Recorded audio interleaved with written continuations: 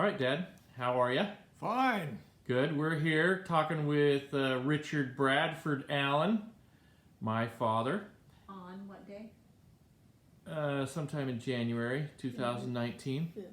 January 5th. Dad, we're going to share this video with some of the family, and we're going to be talking a little bit about Boompa and Nana, or Frank Stewart Allen and Inez Reed. So tell us some fun memories you have of Boompa. He's your grandfather, right? When I opened my computer, I pressed Boompa Nana 17. Uh-huh. Nana and Boompa were my grandparents. And Boompa was a school teacher. He was the principal of East High School. And then they built a new junior high, Hillside Junior High, and he became the principal, and I went there to school.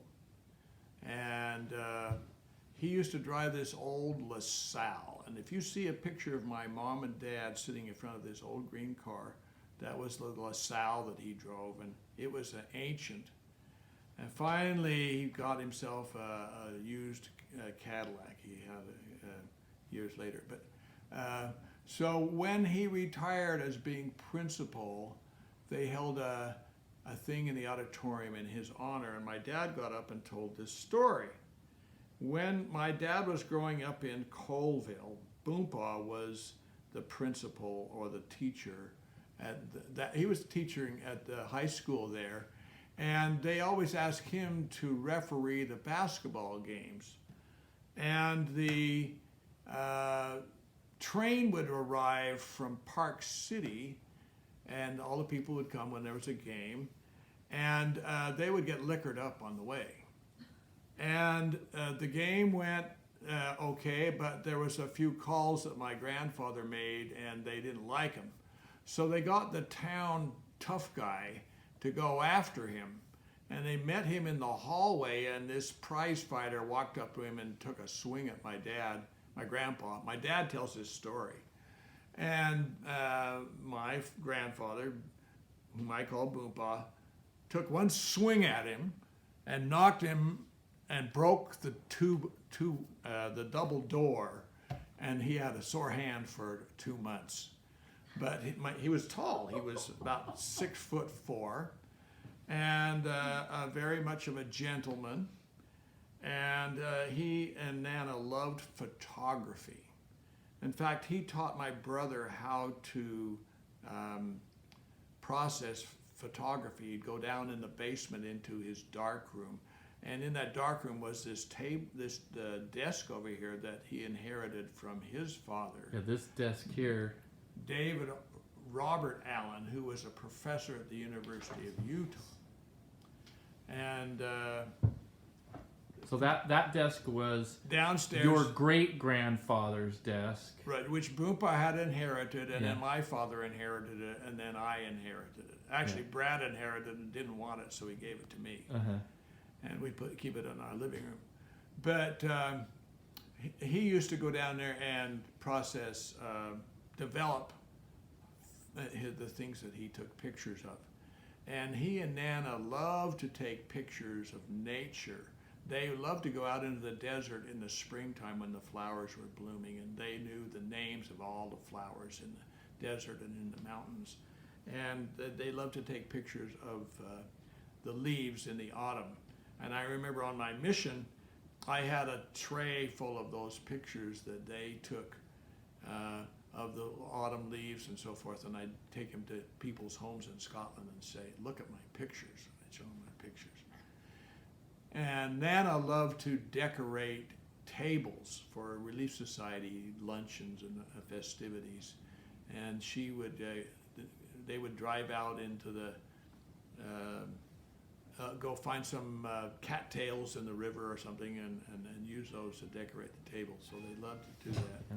So he always loved photography, belonged to a club called the Chromites, and so there's that. He loved to watch birds too. He's a bird watcher. He had gout, Yeah. which was a swelling of his feet sort of an arthritic condition, and so when he was the principal at the junior high, he always wore sandals to make his feet more comfortable. So and he loved to play the sweet potato, which was a little thing about that big, and it had holes in it, and ocarina. But actually, if I read back, he actually taught band at Colville High School. I think he played the saxophone or something. Yeah. I never heard him play those instruments. But So when you meet Boompa again someday, what do you think will happen?